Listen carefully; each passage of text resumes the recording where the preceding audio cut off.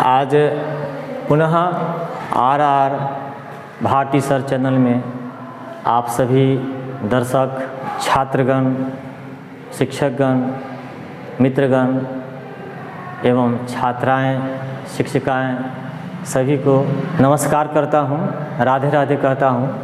और आज का जो वीडियो है संस्कृत व्याकरण में अनुच्छेद अस्माकम देश के बारे में हम वर्णन करने जा रहे हैं। सबसे पहले कि हम अनुच्छेद कैसे लिखें इस पर थोड़ा चर्चा करेंगे। अनुच्छेद ऐसा होना चाहिए जो भाव में एकदम सरल हो। जितना आप सरल लिखेंगे, जितना सरल, उतना आपको याद भी रहेगा, उसका अर्थ भी निकलेगा और टीचर आपको पूरा का पूरा नंबर देंगे। इसलिए आप यथासंभव अपने परीक्षा में कोशिश करें कि एकदम सरल से सरल भाषा में संस्कृत को डालें ताकि समझे टीचर कि हाँ पढ़े हैं। तो चाहिए मैंने सरल भाषा में लिखने का प्रयास किया हूँ। अगर आपको अच्छा लगे, सरल भाषा है तो आप इसे अवश्य लाइक, शेयर एंड सब्सक्राइब करेंगे। पहला पॉइंट लिखे हैं हमारा देश भारतवर्ष है।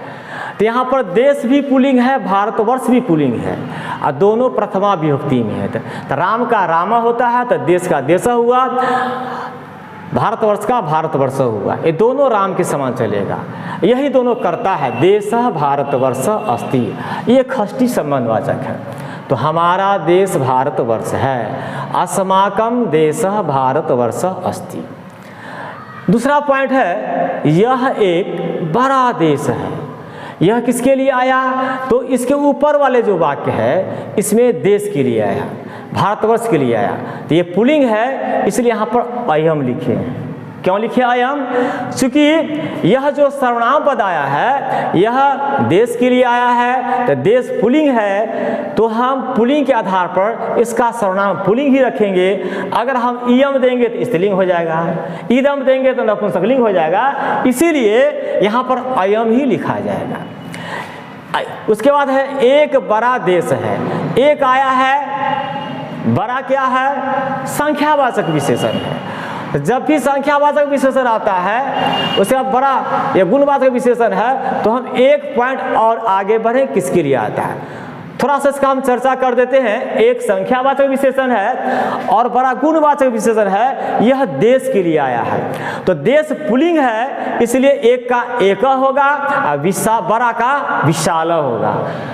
चूंकि ये दोनों पुल्लिंग के लिए आया है तो एक होगा देश के लिए पुल्लिंग में, विशाला होगा देश के लिए पुल्लिंग में। अगर कह देंगे हम एक बड़ी नदी है तो एका विशाला नदी हो जाएगी, है ना। नदी का आधार इसको बदल देंगे। लेकिन यहाँ हमको यह जानना है कि यह एक बड़ा देश है तो अयम एक विशाल देश वर्तते। वर्तते से लिखते हैं जब भी परीक्षा आप लिखे तो अस्थि का प्रयोग के बाद वर्ते करेंगे तो समझेगा टीचर कि आपने वास्तव में पढ़ा है। ठीक है, चेंज करना चाहिए। और बार बार अस्थि लिखेंगे तो गड़बड़ा जाएगा, देखने में उसका जो है ना, उसका जो है क्या का मतलब जो है साहित्य चला जाएगा। इसलिए अस्थि के जगह पर यहाँ पर वर्तते डाले हैं। इसका भी अर्थ होता है माने है। तो अयम एक विशाला देश वर्तते, यह एक बड़ा देश है। तीसरा पॉइंट है इसके उत्तर दिशा में हिमालय पहाड़ है। इसके उत्तर में है तो इस क्या होगा? षष्ठी अस। इससे पहले भी वीडियो में मिला होगा आपको। उत्तर दिशा में है, दोनों सप्तमी में है तो हम उत्तर में हम श्याम लगा देंगे तो यह सप्तमी विभक्ति बन जाती है। तो यह अस्य उत्तर श्याम माने इसके उत्तर में, और दिशि माने दिशा में, तो दिशि माने दिशा में, यह सप्तमी विभक्ति में है। तो ये दोनों सप्तमी विभक्ति में है। उत्तराश्याम दिशि उत्तर दिशा में। परीक्षा पूछ देगा आपको दिशि किस विभक्ति में, ऑब्जेक्टिव में, तो यह सप्तमी विभक्ति एक वचन में लिखें। अब आइए इसके उत्तर दिशा में तो अस्य उत्तराश्याम दिशि, हिमालय पहाड़ है, ये कर्ता हो गया, हिमालय पर्वतः अस्ति, हिमालय पहाड़ है, कोई दिक्कत नहीं है। अब चौथा पॉइंट लिखे हम हमारा देश कृषि प्रधान देश है। कैसा देश है? कृषि प्रधान। अस्माकम देश, हमारा देश कृषि कृषि प्रधान देश वर्तते, सब में विसर्ग लगा दिए, कोई टेंशन नहीं है। अस्माकं देश कृषि प्रधान देश वर्तते डालेंगे, अस्ति डालेंगे, लेकिन हमने अस्ति के बाद यहाँ पर वर्तते डाले हैं, इसको थोड़ा सा सावधानी देंगे, अपने आप चेंज कर देंगे। ये चौथा पॉइंट हो गया। ये पॉइंट को हमने इसलिए यहाँ पर डाले हैं, बहुत बड़ा राज इसको डालने में, कि जब भी बोर्ड को कुछ समझ में नहीं आएगा ना तो उसमें ही लगा देगा। अब बच्चे तो ही का संस्कृत जानते नहीं है, पूछ देगा गंगा नदी हिमालय पहाड़ से ही निकलती है, और सब बच्चे रटते रहते हैं गंगा नदी हिमालय पहाड़ से निकलती है, लेकिन नहीं, सेम वही है, यह ही का एव डाल देंगे, वहाँ की सब वही किए हैं। तो कौन निकलती है? गंगा नदी, दोनों प्रथमा में, तो गंगा नदी हिमालयात पर्वतात, ए माने ही, ये अव्यय है, निर्गच्छति देंगे तो भी सही है, निसरती देंगे तो भी सही है, प्रभवती देंगे तो भी सही है। हमने यहाँ पर अपनी सुविधा अनुसार निर्गच्छति डाले हैं, अब जो भी डालिए धातु में तो याद कर लेंगे, गंगा नदी हिमालय पहाड़ से ही निकलती है, गंगा नदी हिमालयात पर्वतात एवं निर्गच्छति। अब छठा पॉइंट लिखिए, हमारे देश की राजधानी दिल्ली है, तो दोनों प्रथमा में है, दोनों नदी के समान चलेगा, नदी के प्रथमा विभक्ति एकवचन में कुछ भी काम हम नहीं करते हैं। अस्माकं देशस्य राजधानी दिल्ली अस्ति।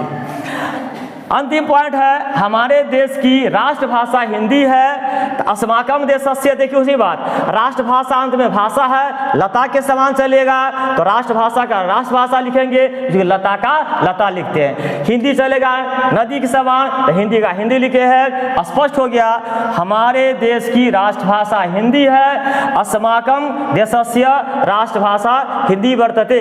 यह आपका जो है पूरा जो है ट्रांसलेट कर दिए हैं। अब क्या करेंगे आप लोग, इस सब को जो है 1 2 3 4 5 6 7 केवल संस्कृत अपने नोट्स बुक में लिख लेंगे, इसे याद कर लेंगे। एक बात और अनुच्छेद के बारे में बता देना चाहता हूं कि 4 गो क्वेश्चन पहले याद कर लीजिए। अस्माकं देश, अस्माकं ग्राम, अस्माकं विद्यालय, अस्माकं प्रिय कवि, इस 4 को याद करेंगे, समझिए आपका 50% से ज़्यादा आपका जो है अनुच्छेद याद हो जाएगा। इसमें से एक क्वेश्चन पूछेगा ही। उसके बाद साइड में याद करना है हिमालय, पर्वत और गंगा, इसी में से आपका एक क्वेश्चन आएगा। अगर हिमालय, पर्वत, गंगा का अच्छे से जो हम अनुवाद डाले हैं उसको पढ़ते हैं तो अनुवाद में सेम अनुवाद भी पूछेगा, तो इसलिए आप लोग पूरे अनुच्छेद को पढ़ेंगे और ध्यान से उसको याद कर लेंगे। इन्हीं शब्दों के साथ आप लोगों की हार्दिक शुभकामनाएं करता हूं, और मैं आशा करता हूं कि हमारे चैनल को लाइक, सब्सक्राइब एंड शेयर करेंगे। Many thanks for watch this video. जय श्री राधे।